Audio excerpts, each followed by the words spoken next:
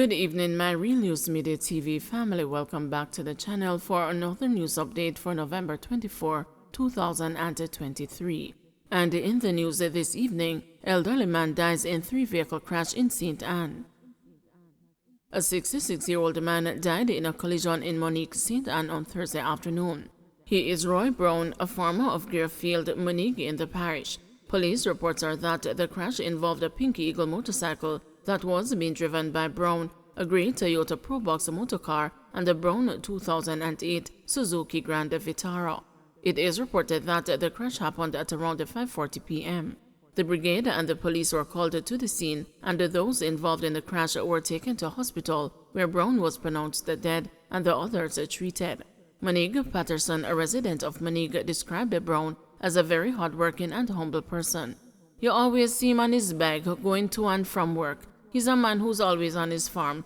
Everybody knows that about him. It is just really unfortunate what happened, she said. Very humble man, I tell you. He always stays to himself and doesn't bother anybody. It's just him on his bike you always see. He is going to be missed, trust me, she expressed. Since the start of the year, St. Anne has recorded 35 fatalities in 33 collisions. This is less than the 40 fatalities in 31 collisions for the corresponding period last year. American arrested for trying to smuggle ganja and edibles through NMIA.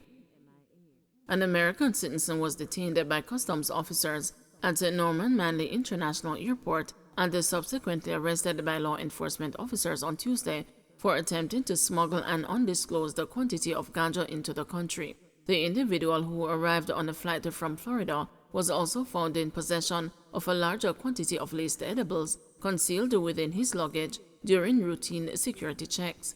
Customs officers became suspicious when scanning equipment revealed anomalies in the passenger's luggage, leading to a subsequent thorough inspection where the ganja and the edibles were uncovered.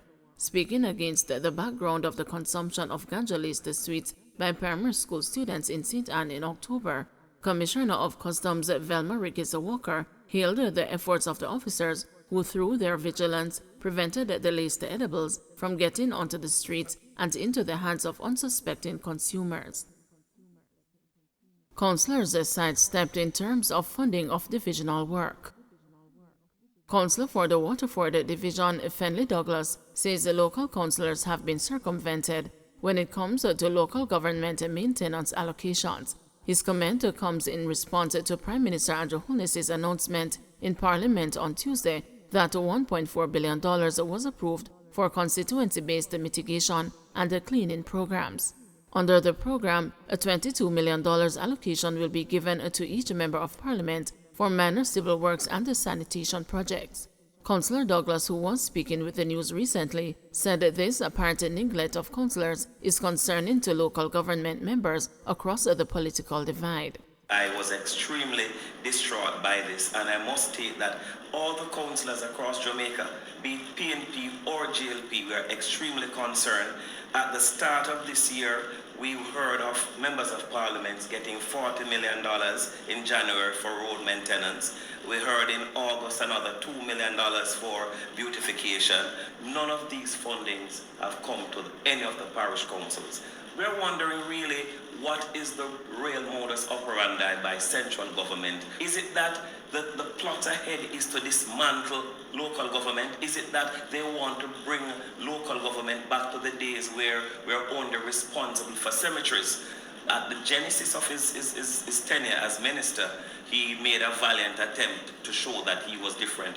But I guess as time passed, our true colors will show, and he's now flying his party colors. And he probably has forgotten that he too was a councillor, and he too had served as mayor and know the workings of the parish council and know that we cannot survive without any funding coming to the parish councils.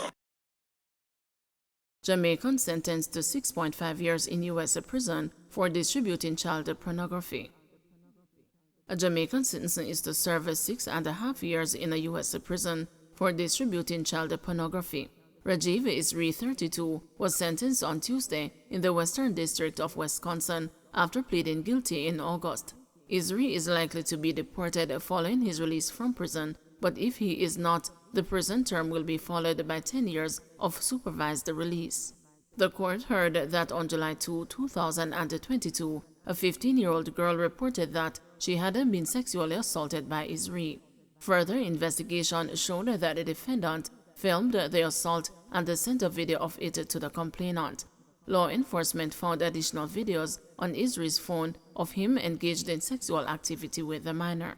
At sentencing, Chief U.S. District Judge James D. Patterson said the defendant took advantage of a vulnerable girl when he engaged in sexual conduct with her, and that videotaping the conduct amplified the harm to the victim.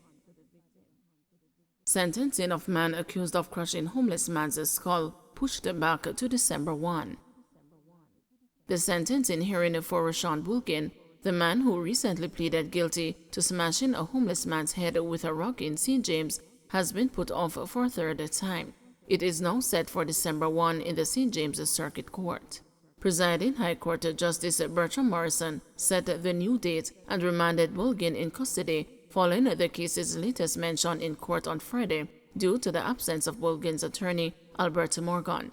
The sentencing hearing had previously been put off on October 11 when Bulkin pleaded guilty to the murder of Matthew Lentman, and again on October 12. It was postponed both times because Morgan was absent due to illness. On March 7, Lentman's lifeless body was found along Jimmy Cliff Boulevard in Montego Bay. The body was found with several wounds, and a subsequent post-mortem examination of the body found that his skull had been crushed, likely by a heavy stone. Within 24 hours of Lentman's body being found, Bulkin was identified as a person of interest in the case by crime scene investigators and the police's communication forensic and the cybercrimes division. Bulkin was arrested and subsequently charged following a police operation in Montego Bay on March 9. The police stated that Bulkin's arrest and the charge were made possible by digital and forensic evidence secured by detectives during their investigations into Lentman's brutal killing. Government did not circumvent the Constitution in declaring SOEs in St. James, says Morgan. Information Minister Robert Morgan is denying that the government circumvented the Constitution by reimposing a state of emergency in St. James on Thursday without consulting the opposition, arguing that the declarations of the security measure are not the same. Executive Director of Jamaicans for Justice, Michael Jackson, criticized the government for having autocratic tendencies. But Mr. Morgan said there was no need to engage with the opposition as the two sets of SOEs were declared Thursday. He explained that the security forces did not recommend an extension of the SOE in St. James, but rather to have the security measure combined for St. James, Hanover, Clarendon, and St. Catherine.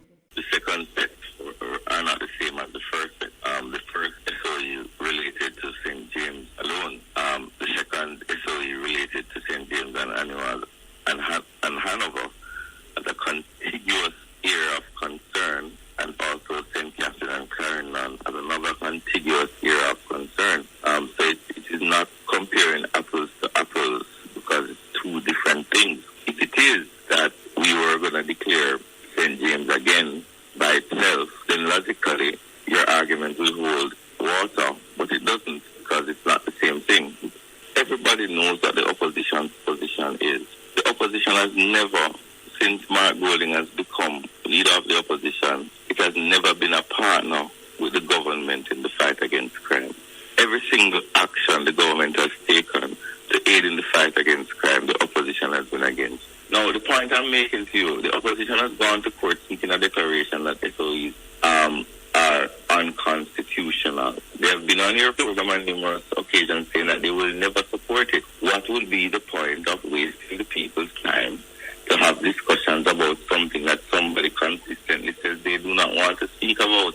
Last year, when we declared the SOEs in similar areas, we saw almost a 40% reduction in murders coming over into January. And based on that start, the police had an opportunity to maintain what is now a 10% reduction in murders. That is something to celebrate. That is success. It may not be a full success, and any life lost is a concern to the government, but a reduction in murder is a reduction in murder. What the police will tell you is that the SOE is not a one-trick pony.